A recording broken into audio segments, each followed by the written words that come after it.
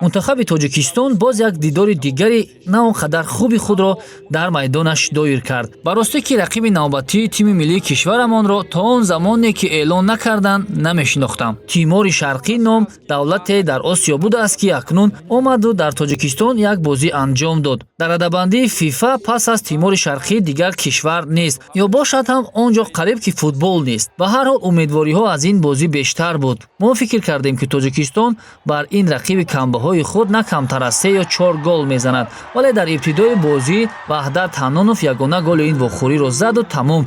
дигар дар идомаи вохӯрӣ шогирдони Шакиладзе чӣ кор карданд намедонам. партофтои нодуруст, ҳуҷумҳои бемақсад ва ҳамзамон якчанд имкониятҳои хуби голзании дигарро барҳам доданд. инҷо рӯ меорем ба ҳамсояҳо, чунки ҳамсоя аз ҳамсоя ранг мегирад мегӯянд.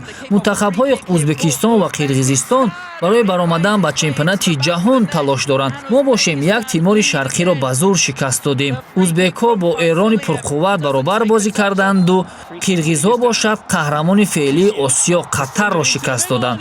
хулас солҳои охир натиҷаи тими миллии футболи Тоҷикистон дар баробари ҳамсоя кишварҳоямон фарқаш аз замин то осмон шудааст.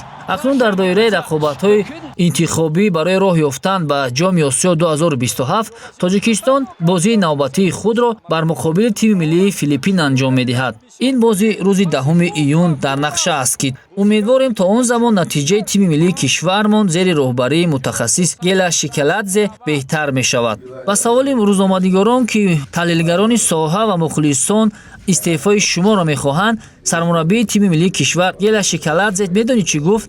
гуфт ки шуморо зарур аст ки маро тоқат кунед, зеро ман бо Федератсияи футболи Тоҷикистон шаҳрнома дорам ва вазифа дорам ки Тоҷикистонро ба марҳилаи ниҳоии ҷоми Осиё барорам. оё ин корро кардан метавонад ё на? ин бо шаҳри кӯтоҳи мо дар мавриди бозии Тоҷикистон ва Тимори Шарқӣ. шумо чӣ назар доред? дар поёни ин видео фикри худро ҳатман нависед.